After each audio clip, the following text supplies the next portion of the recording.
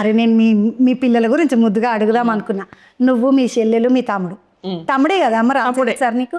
మీరు ముగ్గురు ఉంటారు కదా, మీరు ముగ్గురు బాగా జుట్లు వీక్కొని కొట్లాడుకుంటుంటారు చిన్నప్పుడు.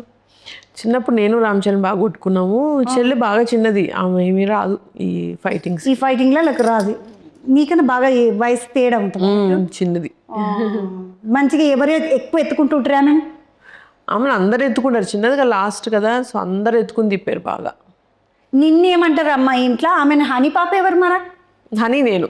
హనీ నువ్వు, ఆమె బుడ్డ స్వీటా. చరణ్ సార్ ఏమో చెర్రీ అంటారు. అవునమ్మ, చరణ్ సార్ అంటే అది కదా. ఈ చరణ్ సార్కు రంగస్థలంకు బట్టలన్నీ చేసినావు కదా, అటెన్క మళ్ళీ గేమ్ చేంజర్ కూడా నువ్వు చేసినావా? గేమ్ చేంజర్ నేను చేయలేదు. ఇంకా అప్పటికి ప్రొడక్షన్లో బిజీ అయిపోయాను, సో ఇంక గేమ్ చేంజర్ చేయాల.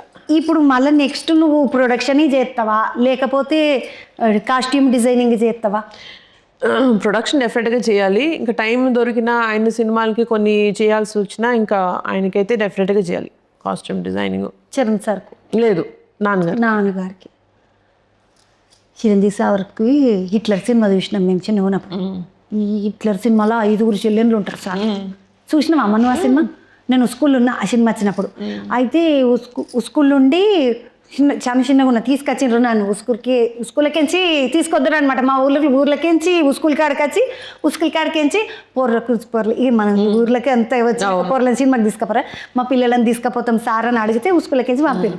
పోయి సినిమా చూసాం. ఇక చిరంజీవి సార్ డడ్డ మోటార్ వేసుకొని వస్తుంది, బుల్లెట్ బండి మొత్తం ఎక్కడ దొంగలు అక్కడనే గోప్ అంటారు కదా, అగో అట్లా ఎక్కడోడు అక్కడ బగాయిస్తుంటారు. ఇప్పుడు మీరు అంతా ఆడపిల్లలే కదా, చిరంజీవి సార్ హిట్లర్ లెక్క ఉంటాడా ఇంట్లో?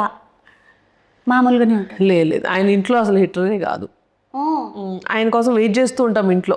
చిన్నప్పుడైతే ఆయన షూటింగ్ ఎప్పుడు అవుతుందా, ఎప్పుడు వస్తారా అని వెయిట్ చేస్తూ ఉంటాం. చదివిస్తుండేనా అమ్మాయి ఎప్పుడన్నా మీ నాయన మేములా? లేదు, అది అమ్మ పని, అది చదివించడం. ఆయనతో నాన్నతో ఓన్లీ ఫన్. ఆయన రాగానే ఫుల్ ఇంట్లో అన్ని ముచ్చట్లు, ఫన్ను మస్తు ఇవన్నీ. మీ నాయనతో నీకు బాగా ఇట్లా గుర్తుండిపోయిన జ్ఞాపకం చిన్నగా ఉన్నప్పుడు? ఇప్పుడు పెద్దగా ఉన్నాక అయితే ఏంటంటే, పెద్దగా అయినాక పిల్లలు ఏదైనా చెప్పాలనుకుంటే చెప్తారు, వినాలనుకుంటే వింటారు, ఏదైనా చెప్తే సరే తినాయన నువ్వు ఎట్లా అంటే అట్లా తినాయన అంటాం ఇప్పుడు మనం. అవును. చిన్నగా ఉన్నప్పుడు అట్లా కాదు, మెడల మీద ఎక్కి కూర్చుంటాం. ఎందుకంటే నన్ను అట్లా తిప్పుతుంటారు మా ఇంట్లో. ఎక్కించుకుంటుండే గల్లి మూల మీద దాకా తీసుకుపోతుండే మా నాయన. ఆడొక ముద్ద పెడుతుండే మా అన్న, మళ్ళీ ఆడికి చిరికి తీసుకొస్తుండే, ఈడొక ముద్ద పెడుతుండే. చాలా లక్కీ అయితే మీరు. నేను కూడా బుడ్డదాన్ని మా ఇంట్లో, అందుకని నన్ను అట్లా ఎక్కించుకొని ఆడిపిస్తుంటారు.